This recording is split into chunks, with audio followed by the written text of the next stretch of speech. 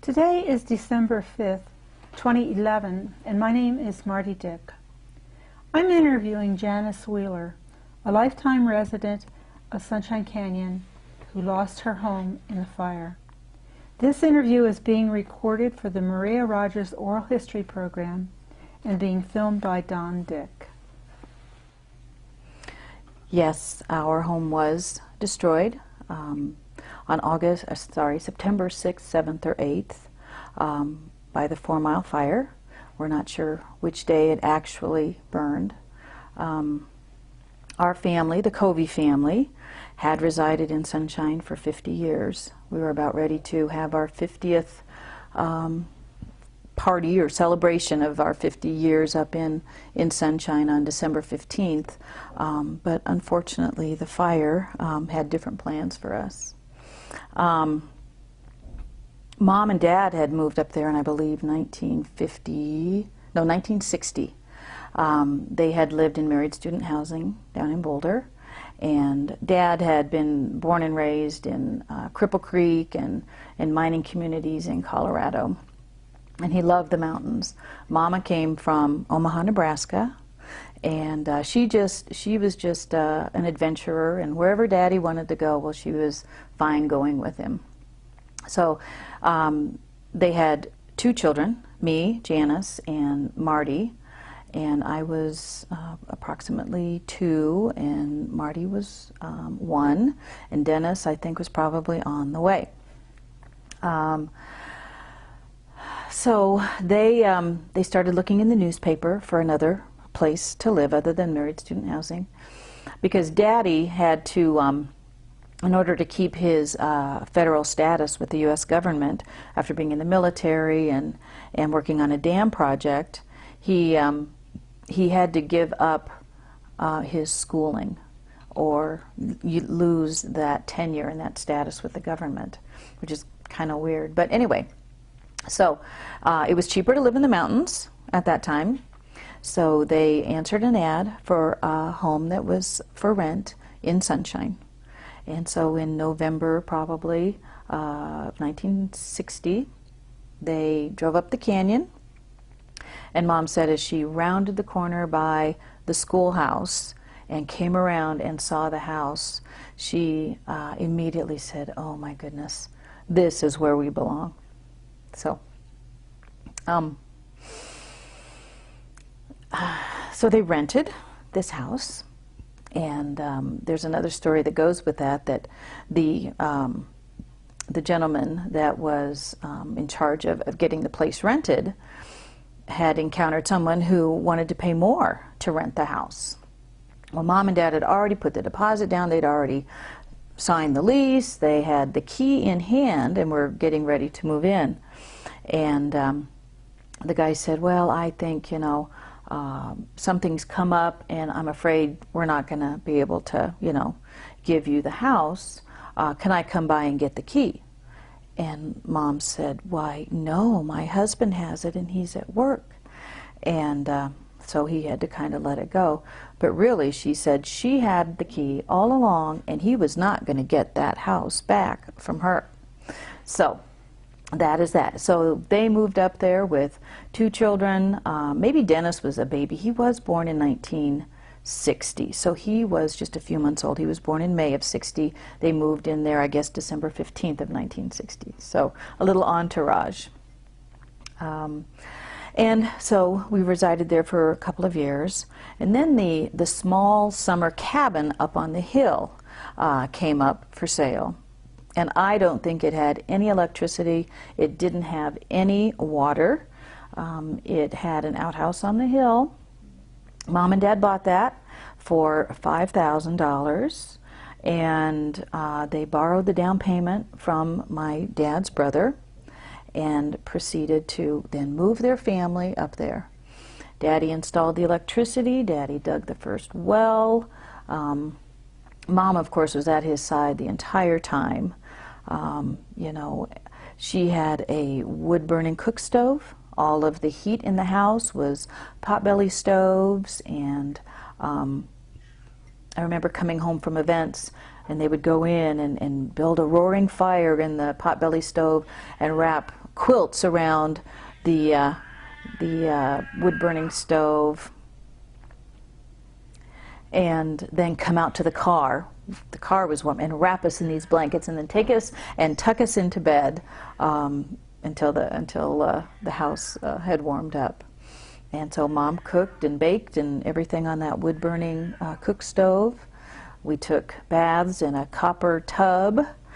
We didn't know any difference. We were happy, happy kids, and Dad, every night after work and every waking moment on the weekends, was building his dream home, because now he owned this property and he owned this small house, and proceeded to build a 5,200 square foot home around this smaller summer cabin, which its beginning history was the Sunshine Jail. It was rumored to be the Sunshine Jail. I don't know that we have any true documents that state that it was. It did not have any bars on it. We did have the cement cell, if you will, that was kind of a rock with plaster and paint over everything, that became basically our furnace room. It was a storage room when it was in the small house, and we were able to keep, potatoes and apples and things like that, so it was kind of more like a cellar. And then it became the furnace room as Daddy built a bigger home. So that is basically the history of us coming to Sunshine, and then purchasing the house and building that house. As for the fire itself, I'm on the board of the Sunshine Schoolhouse and Cemetery Association, and we had some events coming up. We were getting ready for our annual craft fair, and we wanted to kind of clean up the schoolhouse. There's a partition that somebody put into it that kind of chopped it up a little bit. And June Howard, being a wonderful historian, said, most schoolhouses just didn't have that partition. So we all voted that it probably needed to come out, because then it really accentuated the girls' entrance and the boys' entrance that was customary in the one-room schoolhouse. So we were there starting to, with our sawzalls and everything, take this partition down. And we had brooms and our mops and everything, and vacuum cleaners. And in fact, that was my vacuum cleaner, and that was the one thing that survived the fire because it happened to be at the schoolhouse. But those things were there as we were cleaning. And we're outside, we're putting stuff into the shed, and in transition, and cleaning out the shed. The shed had just a ton of stuff in it. And we were going back and forth. Pretty soon, Wanda Stratton comes running up and over the hill. This is about 10 o'clock in the morning on Labor Day, on the 6th. And we're like, what's going on? She goes, we've got a burner over in Fourmile. And we're like, whoa. And so she said, I hate it when Steve does this. He takes the truck and I have to run home. So she was in the midst of running, taking the shortcut through the cemetery down to County Road 83, and then running over to her home with the dogs and doing all of that. So immediately, we have an awareness, and we start to see the smoke and the ashes really start to billow up. So we looked up into the sky and started to see the billows of black and dark gray smoke, and then ashes starting to fall around us like it was snowing. And we thought, oh my goodness, because the winds had just come out of nowhere that day, and they must have been, 30, 40, 50 miles an hour. And so we knew that those winds were really fueling that fire. Neighbors were hopping in their cars and zipping up to the Gold Hill Road, County Road 52, and looking at from viewpoints and coming back and giving us an assessment of, well, it still looks like it's about 2 canyons over. And so we, you know, we have fabulous, fabulous volunteer fire departments up there that have always protected us. They've always been there. They have dropped everything, and they have, you know, put out those fires. So I have to say that we're all thinking, oh, yeah, they've got it under control. I know that they've all been called out, you know, and we are definitely in the best hands that could handle, you know, fires up in our area. Well, people kept going up and coming back. We kept kind of cleaning and looking up in the sky and kind of assessing it, and asking each other, gosh, do you think, you know, we should do something? Well, let's just see, you know, somebody just went up, let's just see what they say. And inevitably some people came back and said, you know what, it looks like it's getting closer. I think we should all go home and just start, you know, at least planning. We started asking each other, wow, if we have to evacuate, what kind of things do you take? I've never had to think about that before. What do you take, you know? Well, pictures for sure, you know. We all said, oh yeah, pictures. So I started kind of saying, okay, let's see, pictures and pets and mom's ashes. Yeah, those things are important. And so I'm walking home and up the driveway, pictures, pets, mom's ashes. Walk into the house, Daddy's there. Daddy and I are the only ones there. David was working that day. Mike was in Arizona at school, and Nate was house sitting, so he was in town. But Dad and I were able to start at least thinking. He was a little, what do you think we should do? You know, I said, okay, Daddy, you go into your den. That's where you have everything that, you know, you hold precious and dear. And so just start thinking and getting stuff together that you think you might want to find a better place for or take with us. And so he went into his den. And we were probably there 15 minutes, and then we got the reverse 911 emergency call telling us to mandatorily evacuate. I'd never had that call before. And I was like a deer in the headlights. And I hung up the phone. The power was then turned off. We were, the house is really pretty very dark. It's kind of built into the mountainside. And so as we are going from room to room with our mantra of, what do I need? What can I replace? What can I not replace? What is just too heavy to carry? We're going through the rooms, but we have headlamps on, trying to find out where we're going, what is there. You know, you try and shine the light on you know, what your belongings are. And it's just this, can I replace that? Do I need that? You know, and you're just going from room to room. And of course, one of my biggest regrets is that I really didn't open any doors to closets. I didn't open any drawers. So I like to tell people, if you're doing a videotape of the belongings of your homes, please make sure you open your closets.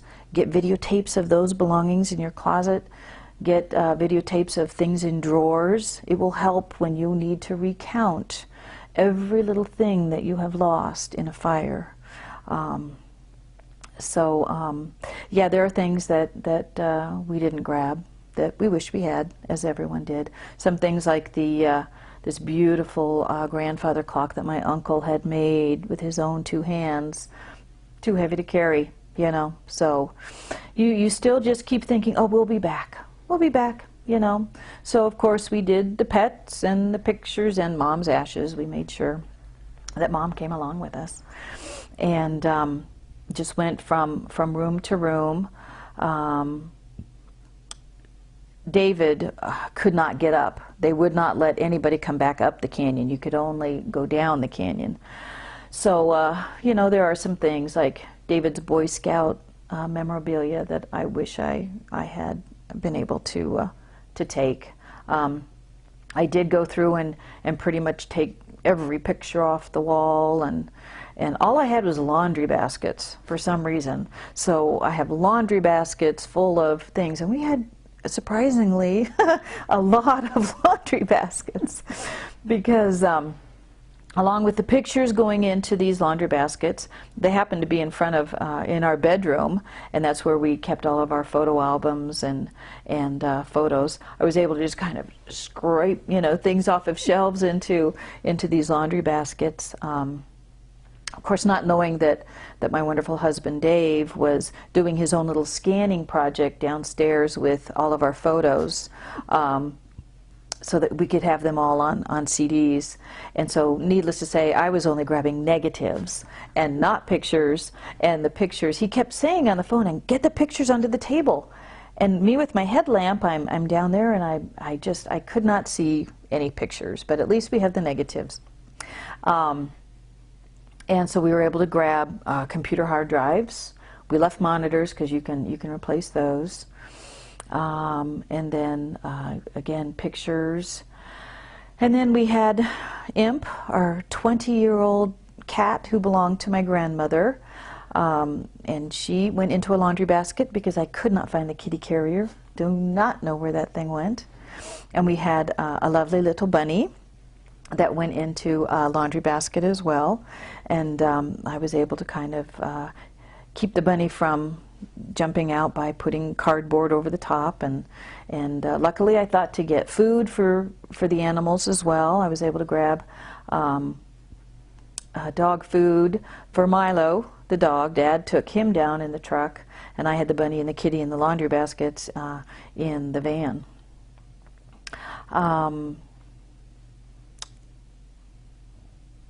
Let's see.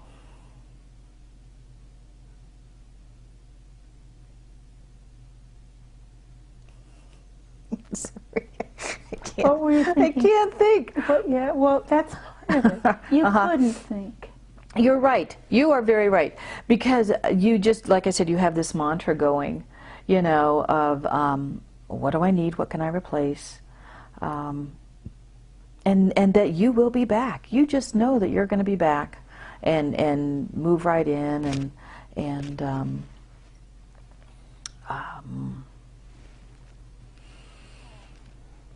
did you remember to take anything that might be useful to you in the next few days, like summer clothes? Or as we were departing the house, and I had the pets and the pictures and Mom's ashes, and Dad had taken care of his items, he incidentally had taken his things down to his mining shed. It was concrete and steel, and he thought that would definitely survive a fire. You know, when you put things in your car, you don't know where you're going, you don't know how long you're going to be there. He at least knew that those things would be safe in his mine shed. So he took that truckload down, and then he came back up, and Milo the dog, for some reason, sensing all of this and probably just smelling the smoke, he decided to kind of go elsewhere. He kind of bolted. So we're trying to find Milo. Daddy finally went down the hill and was able to find him safely. He was down at the other house, consoling with the other dogs that had been down there. So after all of that, we're getting ready to leave, which really encompassed at most an hour. From the time we got the evacuation phone call, if even an hour, to grab everything. I thought, oh my gosh, I'm going to be gone for at least a night, you know. I'm sure they're not going to let us back in tonight. So I better put something in a suitcase. So I grab a little black, you know, overnight bag. And then I throw, you know, some underwear in there, just a couple pair, another tank top, and another pair of shorts. And, oh, David's going to need some pajamas. I did put some pajamas in there, too. And I forgot his meds. Didn't even think about meds. So people, get your meds ready to go. And so I threw everything into this black suitcase, and then proceeded to go. I think I just had a pair of flip-flops on too. I didn't even think to have any other shoes or jackets or anything. Nothing. And so we had the van full, and then Daddy had his truck with the dog, and we proceeded to then load up and go down the driveway, and it was very eerie, and it was very gray, and it was very quiet. And you could just feel this quiet mass exodus of the citizens from Sunshine. There was, up in Whispering Pines, a family up there who had a number of horses. And as we were coming down the driveway, they drove by with their trailer loaded full of horses. And I'm thinking, my goodness, where do you take horses? Thank God for the fairgrounds that just really opened their doors for all of the pets and livestock that needed to be evacuated as well. So I said a little prayer, please protect our community. And we proceeded to head on down the canyon, and you would see your neighbors, oh, there's so-and-so, and there's so-and-so. And at the base of the canyon, there was a long line. The sheriff's office was taking names of who was in the truck, who was in the car, where did you live, what was your name, what was your relation to being up there, so that they could account for, you know, whoever might be missing or whatever. So we then got through that checkpoint, and my brother Dennis and sister-in-law Susie, they were down there. They had evacuated as well from the house down below us, as well as my brother Martin and his wife Jean, who live in the duplex in the home down below us, and which Daddy also owned, still owns. So we all congregated down at the bottom, and we said, oh my goodness, where do we go? Well, my sister lives at Shannon Estates, 95th and Arapahoe, and we said, let's go to Anita's. We can at least, you know, stop, we can try and get our bearings, listen to the news, whatever. So, of course, she welcomed all of us with open arms and cooked for us, and we had the TV going 24/7, trying to, you know, just stay updated on what was going on. Yeah, the duplex, as we call it, is the rental, and that is the home where we originally moved when we first moved up to Sunshine. And after Daddy and Mom built the big house, the rental house came up for sale. And being very good friends with the Allens, who were the owners, Mom and Dad had first dibs, if you will, on purchasing the home. Well, they said, no question about it, we will definitely buy that house. So they had actually 2 properties up there. And that one, the duplex, did not burn down. It was not, it didn't even look like a fire had even come into that area at all. If you look out the windows, you know, most of it's still green, and there was grass and all that went up, you know, just kind of in Sunshine Valley, just kind of was protected. If you look to the east, however, you can see where it came through Misty Vale and just came up to below the road from the house. So very fortunate that Daddy didn't lose absolutely everything, and that 2 of his children who are renting that home, that duplex, still had a place to go after the fire. But we were all down in town, and we kept watching the news and kept hoping to hear, what had come of our properties. And nobody of any knowledge of the neighborhood was let inside the neighborhood to confirm, yes, this house is gone, no, that house isn't there anymore, whatever. We did have cell phones, and that was basically our only communication. Mike Shanahan was kind of giving a play-by-play when we all came together down by the Justice Center to kind of get an update. Melissa, his wife, was kind of giving play-by-play as to what was going on. A number of firefighters had said, Janice, your home is still there. It's still there. The Spencer's home was the confirmed first one to go on the first day. And I remember giving Steve a big hug and just saying, I'm so sorry. And he hugged me and he says, you know what? Now I can build my dream home. Those two are so optimistic. I mean, you know, Steve lost a finger in a table saw accident, and it's hanging by a thread as they're assessing whether it needed to be amputated or if it could be saved. And the doctor said, I think you'd probably have more trouble with it if we tried to save it than if we, you know, were to go ahead and take it. And he says, he said, I wasn't using that finger anyway. So that's just the way that Steve Spencer is, and he just, that enthusiasm and that, you know, looking at the bright side through adversity, I think is what has really helped me to get through our loss as well, you know, but just looking for the blessings. So it took days before we could get anybody up there. We had a meeting at CU where we all were just like practically pitchforks and you know, torches. You know, we're gonna go up there ourselves then, and we're gonna see, you know, if my house is still really there. And Steve Stratton said, you know what, I'm gonna go up there. I'm gonna have access to a truck. I'm gonna have somebody take me up there, and we are gonna find out whose house is still up there, you know, and whose is not. And so he, in fact, did go up there, and we have Brian Joseph, our neighbor, whose house did not burn down in Misty Vale.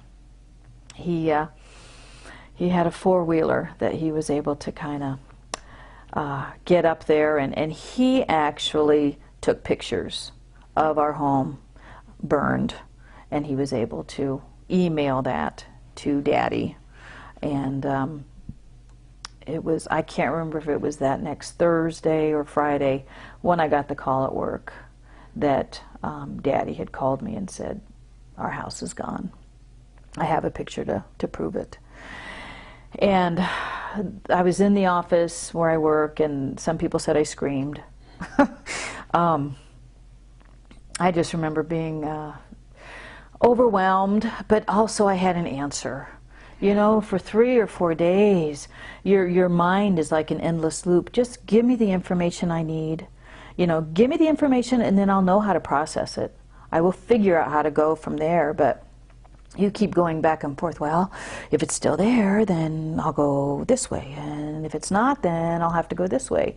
But it's just sheer agony trying to get answers as to which way you should go. So, huge lesson in patience. But I have to say, when your entire community is affected, you're all in the same boat.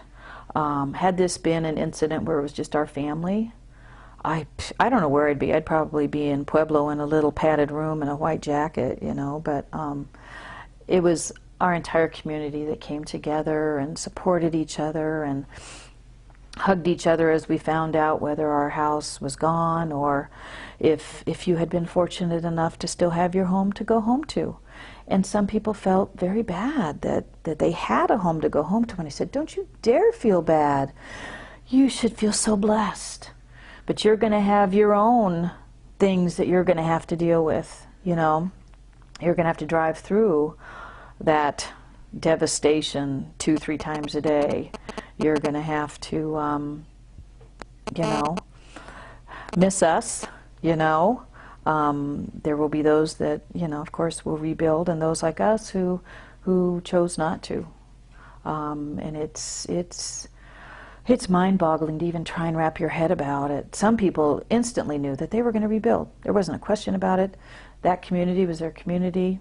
They had already touched base with their insurance companies. We, on the other hand, just, you know, it was kind of long and drawn out as to, you know, what your insurance benefit was, how much you were going to have to work with. things such as that. So we decided, Dave and I decided to purchase our own home here in Erie. Daddy decided to purchase a home in Erie as well, just to have a place to call home. You don't want to be out there just floundering, especially when you've been a homeowner for 50 years. You just want to feel grounded and solid, and so and he wanted to be close to his kids. He does have another house down in Arizona that he spends 6 months out of the year down there. So after the fire and after things started to kind of settle, he did go down there, and we encouraged him to just kind of go down there, wrap your head around what's happened, try and, gain some sanity, and then you can decide what you want to do when you get back. So after we received the pictures from Brian Joseph, we did in fact receive an extremely detailed email from Steve Stratton, who had been the former fire chief that had been there for I don't know how many years, but was definitely a pillar of our community. He knew our community, and when he said he was going to get a truck and he was going to go up there and find out whose house was still there and whose house was not, we all said, yes, finally, some answers. And he did send a very detailed email as to whose house was still there, whose house was not so fortunate. And that was so welcoming to have that.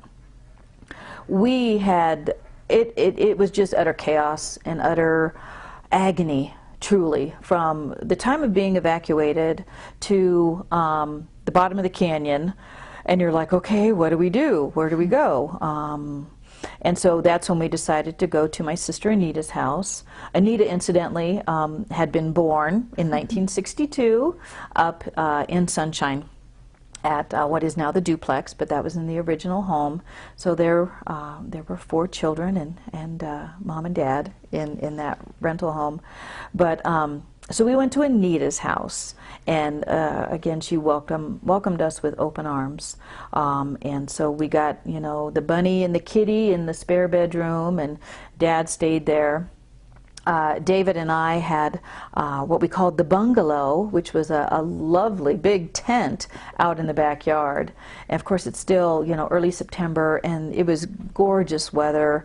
And so we had all of our dining pleasure inside of Anita's house, and then we were able to sleep in the fresh air out in the bungalow until we could figure out, did we have a house? Did we not have a house? Where do we go from here?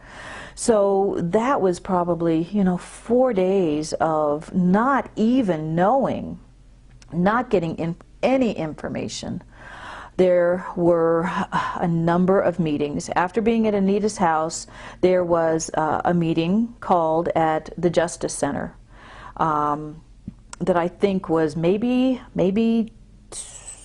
Tuesday, so that we could try and find out what's the status of the fire, how is it under control, which houses are gone. Some people knew from people that had remained up there, but for the most part, none of us had any idea. You'd hear one day, yeah, your house is still there, and then you'd hear, no, it burned. But I think it was like maybe 2 days later.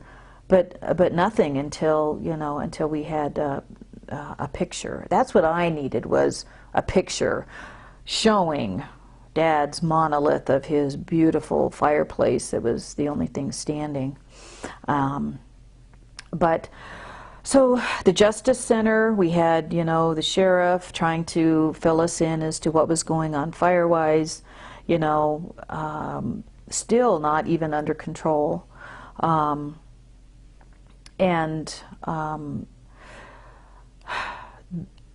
So again, we were at least all together trying to console each other, trying to get any answers that we had from reliable people that were up there. They weren't evidently letting anybody from our department into the area to even assess, to even fight the fire. And so we had absolutely no feedback from the people that knew our community. So thus we were all in anguish and frustrated and uninformed, and so they called yet another meeting, and this is one that was at CU, in which they tried to give us yet another update as to where we were and when could we get back into our homes, and did we even have a home. And Steve Stratton was there, and that's when we all just rallied around him. We're like, you know who lives where, you know every nook and cranny, you know where Hans lives, you know where, everybody lives. And he says, I will get a truck, I will go up there, and I will then find out and get you some answers. And that again is where we got our detailed email. And it wasn't until, I would have to say, I don't even remember, a month later, 2 months later, maybe even a year later, when we had a meeting up at fire station number 1, when we had county officials and the sheriff, and because there were just so many rumors flying about, what really happened and who did what and who didn't do what, and so we all gathered to try and just, fill the void of needing information. And it was at that time that I truly found out that there had not been enough resources available to defend our community, and that our firefighters had gone and rallied with the other communities to fight the fire, to keep it from going. And then when they heard, oh my gosh, my community is now threatened, we need to be dispatched to go there, and they were refused permission to go and fight their own community, I was just in awe.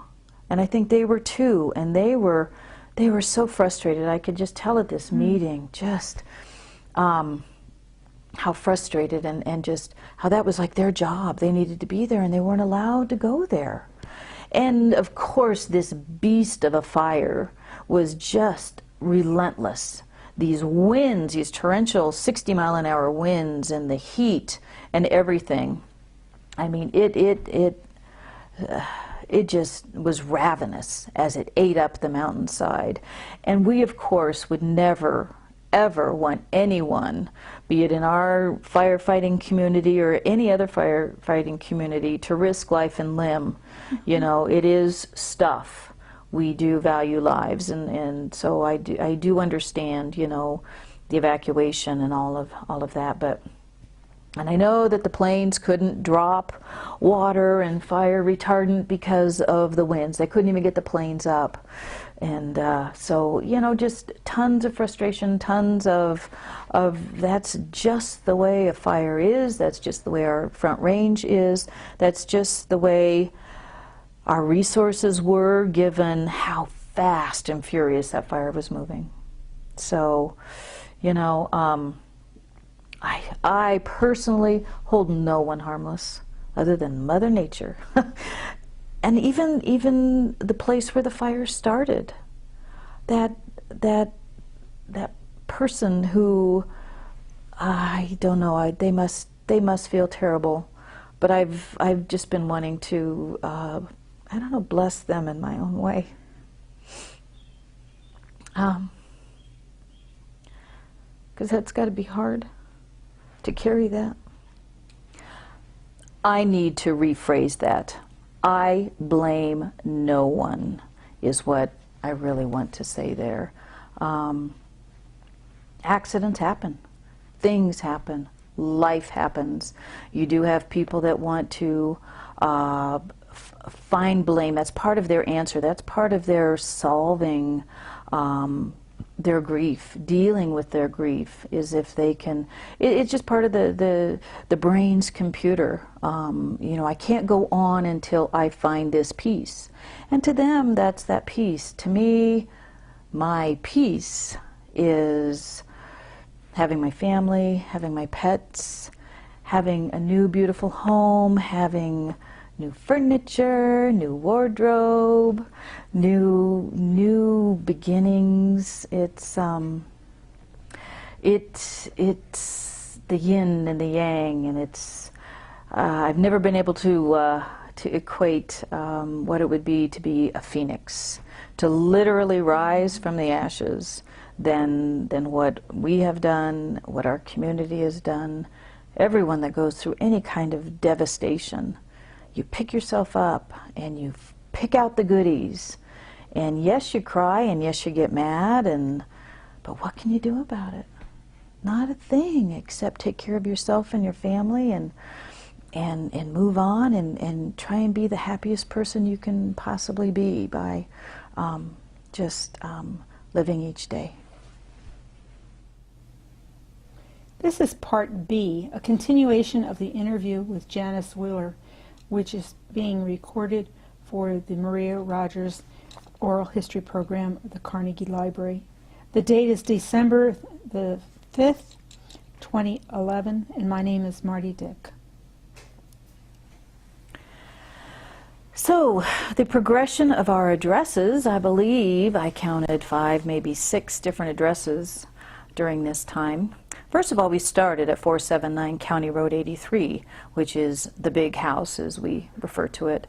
The house that Mom and Dad built over 40 years at least of time and labor, and it was not entirely finished even at the time that it was destroyed by the fire. Daddy had one last wall of cement, cinder blocks, that he still needed to put up, coincidentally next to the old jail cell.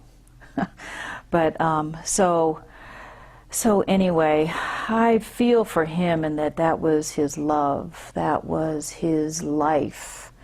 But I believe it was also had been kind of a burden that he felt that he needed to finish, and that he built it for his big family, and his big family had grown and moved on, but a number of us came back to still live in sunshine, and have my children go through Boulder Valley School District and be raised in that wonderful sunshine community.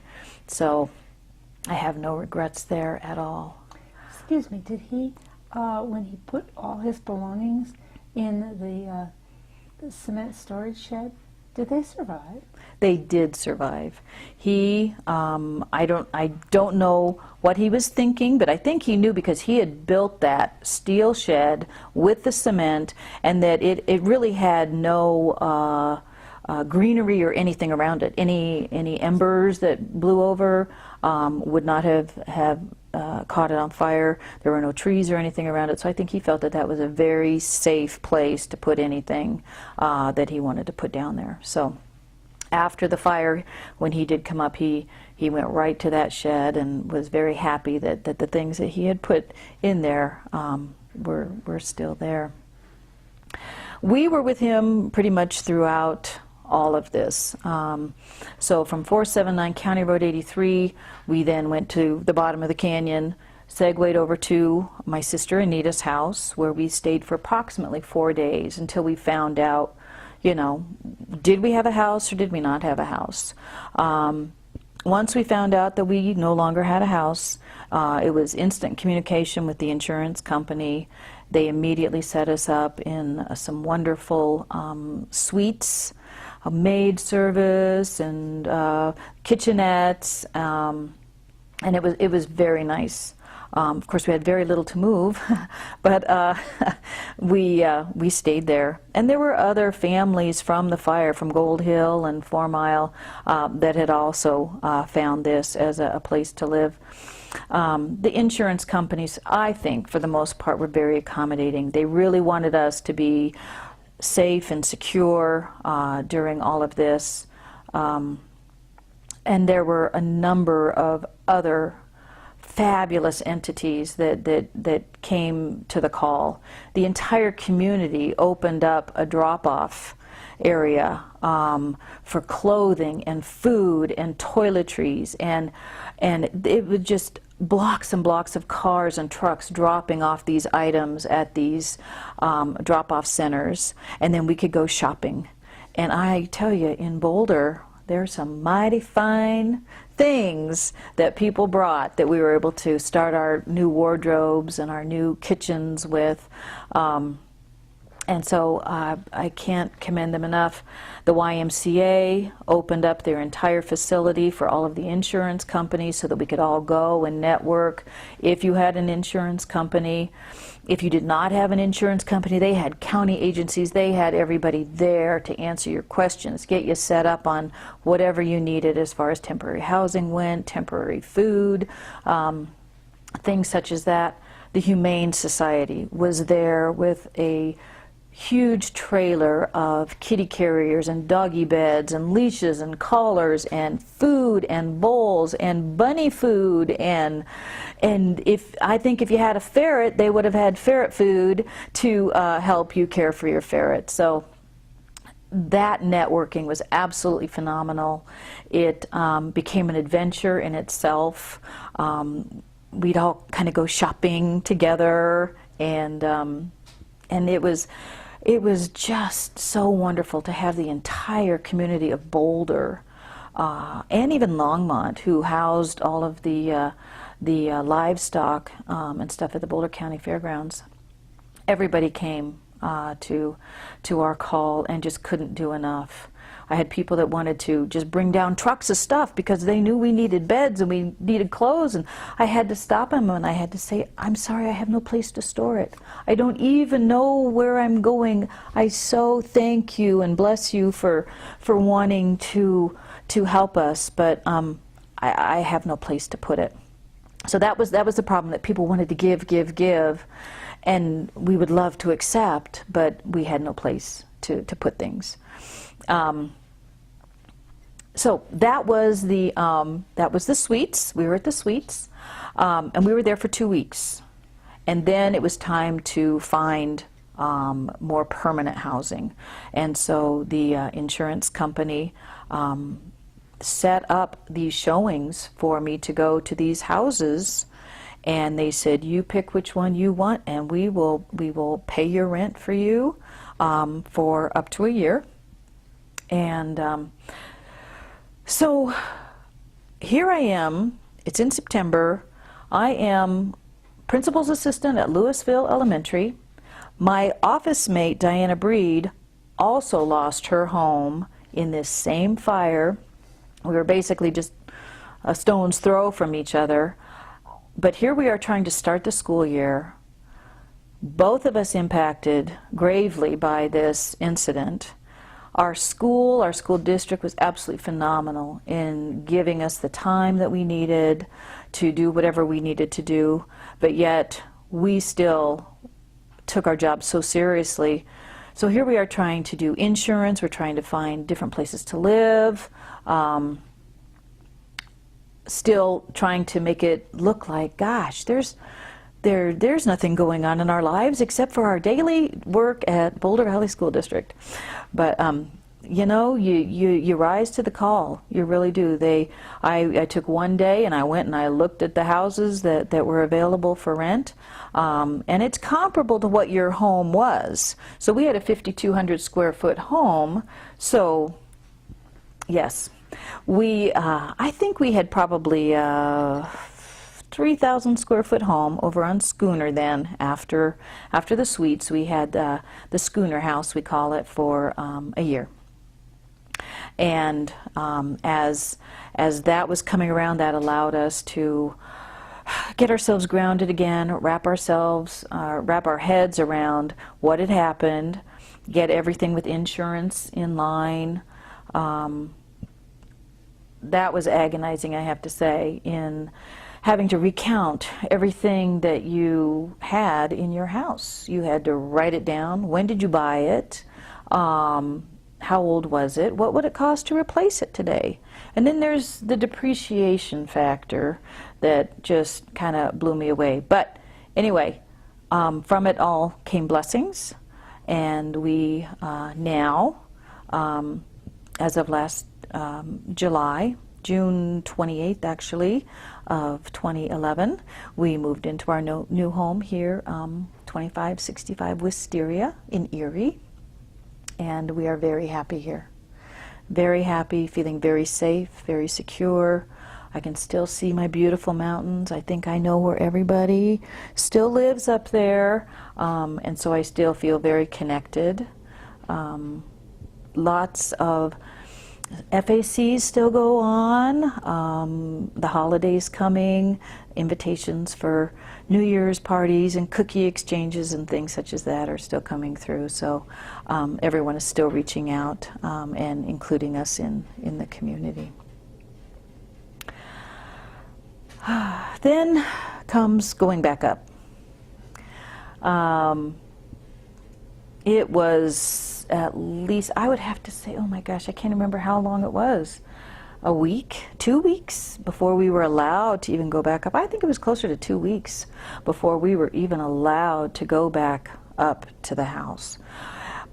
Part of me was kind of okay with that because I just didn't know how I was going to feel about what had happened. And part of me just really wanted to just get up there and just assess everything. So we were given passes, green passes that were, you had to show that you were a legitimate person that lived up there, not some person of the press. And so I remember going up with Nathan. Nathan and I were able to get in the car and go up. And a little foggy too, but I want to say Anita went with me too, my sister. She's kind of my rock through all of this. And so we went up there, and it's fine. You're kind of waiting to see, well, now let's see, where did this fire go? Where did it start? And until roughly mile marker 4.5, Bald Mountain, you crest Bald Mountain, and instantly it was just charred. It looked like we were on the moon, and it was just open. We were so used to having all of these big, beautiful ponderosa pines, you know, and this alley of road, and then it was just open and black and just so totally different. It just didn't even feel like it was sunshine anymore. And seeing everybody's house that had been destroyed, and you know, you're like, ooh, and wow, and oh my gosh, and oh no, look at that, and you just kind of, you know, make your way up. And then we got up to our house, and I think we parked down below, and we walked up the driveway. We walked up the driveway, and immediately around the bottom of the driveway, and it's still part of kind of the Sunshine Valley, I call it, and that was the bottom of our driveway. The schoolhouse, those had all been spared. It was still green, and there were grasses, and there were wildflowers, and it's like, oh, nothing happened here. Nothing happened here until you went up the driveway, and then there was just this devastation. It was nothing but skeletons, stainless steel skeletons of your washer, of your dryer, of your refrigerator, of your stove. Everything else was vaporized, literally. Pools of glass and aluminum and metals, timbers, and then Daddy's monolith of the rock work that he had done in building this beautiful home, and the quartz that he gathered from the hillsides all around. Mama made the cement, and she would painstakingly place each piece of beautiful white quartz in this beautiful 2-story fireplace and indoor rock garden. Definitely a labor of love. And that was standing strong, and it was almost iconic of really just, I think, the Covey family, you know, it just gave you a strength. It really, even though you had this devastation, there was still this strength. And it took a bulldozer to bulldoze that monolith down. The winds didn't blow it down. The fire didn't get it. It had to be destroyed. It was too compromised by the fire. So, but it took one heck of a bulldozer to bulldoze that fireplace down. And there were still green trees and grass and everything all around the house. There was my brother's older truck that had been charred.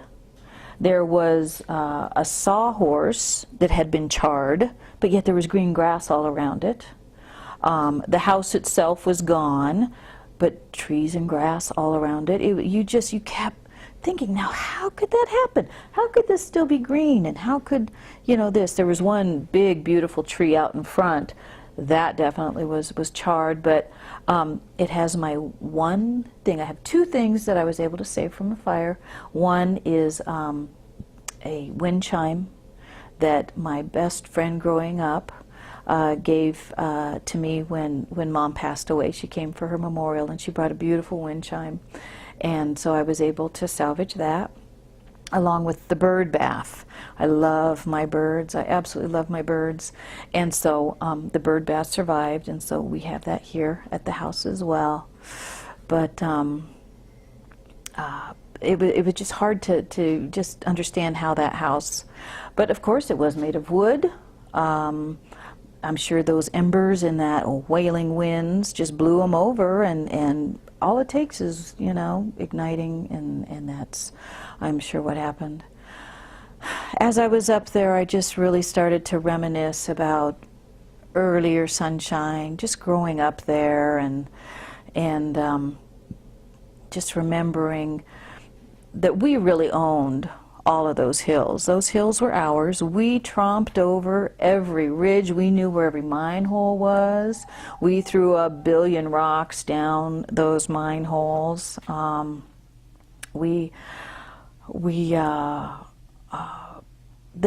were our mountains. That was our area, and it was just really hard to see that devastation. Forrest Jones, who was an absolutely wonderful man when we were growing up, he was kind of grandpa of the hills to us up there. He was a bachelor. We could never understand why he never got married. But he took us under his wing, and he showed us all kinds of nooks and crannies and places to go. He walked everywhere. He would walk to town 7 miles, and he would walk back. Sometimes he'd accept a ride, but most of the time he would just walk. So he knew every place to go there. And one of the highlights growing up was hiking over from Sunshine into Salina to go to Vacation Bible School at the little church in the Pines. That he would be like Father Duck, and he would have like 7 or 8 of us all just trailing behind him for a whole week. And he took us on a different route every day because it was almost like all roads led to Salina. And so there were old mining roads and walking trails and things such as that. So I just really hold that dear, and that was just part of Sunshine and reminiscing when we went back up there. I could also see fire lines that had been there, and it's almost like phantom firefighters had been there. You are not allowed to be there, but yet someone was there because they left this fire line, and they, there were signs that people tried to do what they could to save our community. And just pretty amazing as to which one was picked and which one was left to stand, which way the wind was blowing. That was just it's just part of Mother Nature, and we'll never have her figured out.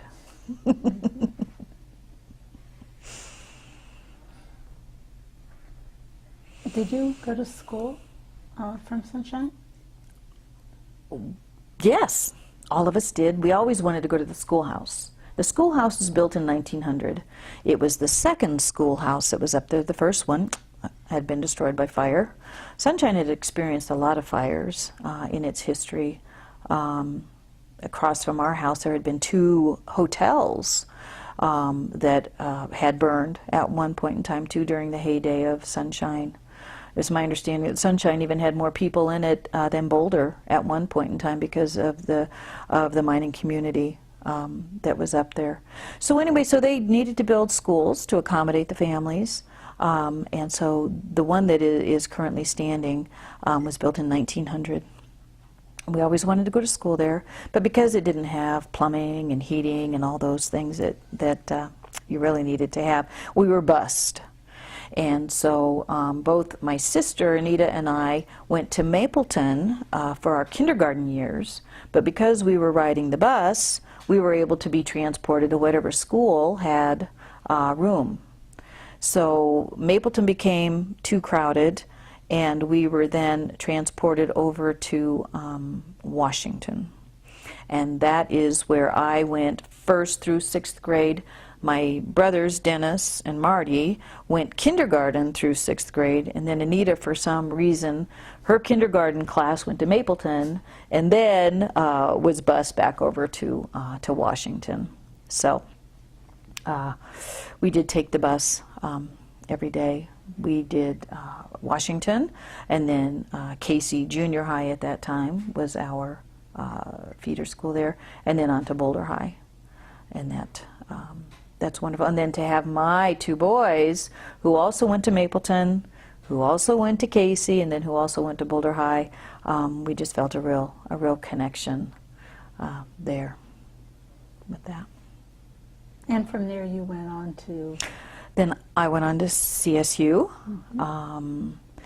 and never did get my degree. I still need to do that.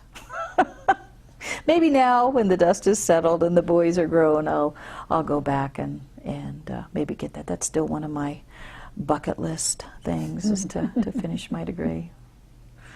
And then I don't know how much history you want, about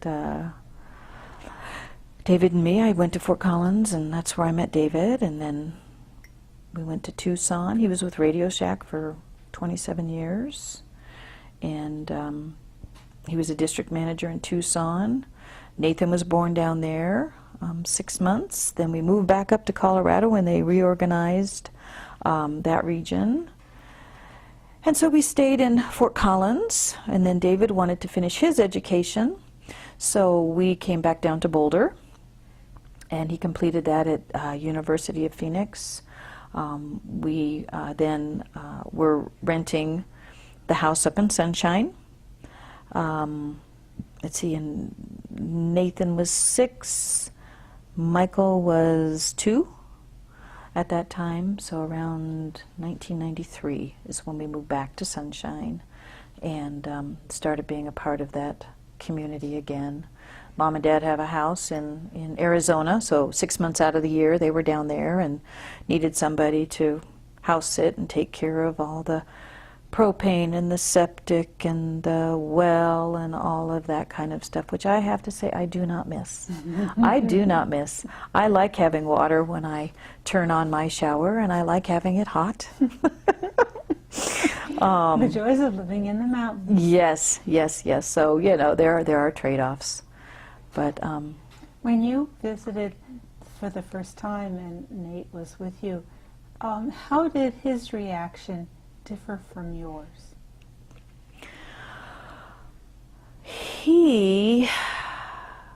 All I can say that comes to mind was just amazing. First of all, we were devastated, of course, by just trying to just mull over what had happened, what was left. Was there anything salvageable? You're still kind of looking, you're kind of scraping, is there anything that, that I could save? And I found bits and pieces of things, that even if it was a whole dish, it was so compromised by the fire that I wouldn't use it or showcase it, really, But Nathan, when he came up, he almost instantly started to find the beauty of the devastation. he felt saddened spiritually about the mountain and how it had been injured and harmed, and how many, you know, people had been affected by the devastation. But as he started to go through all of the things, he found that everything made a noise.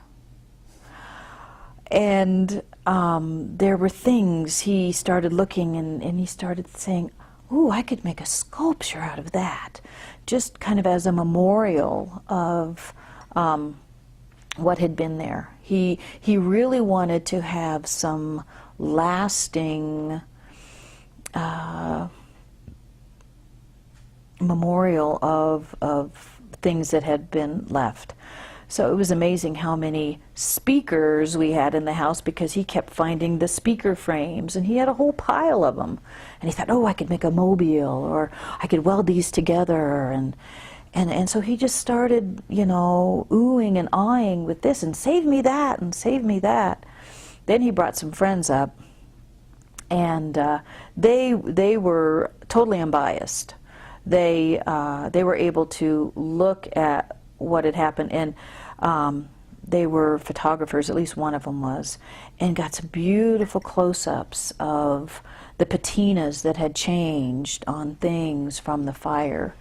And it absolutely brought beauty into what had been sadness. And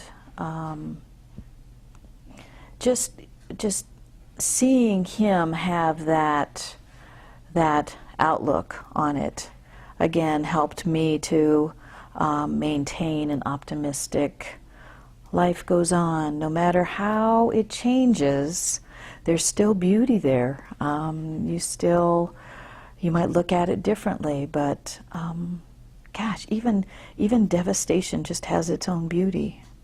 And he has done a phenomenal job of capturing his emotions as well as memorabilia from the fire, with his own music, his works. And I know that you are going to do an interview with him separately that is going to capture his feelings and how he dealt with that, and the beauty that came out of that devastation.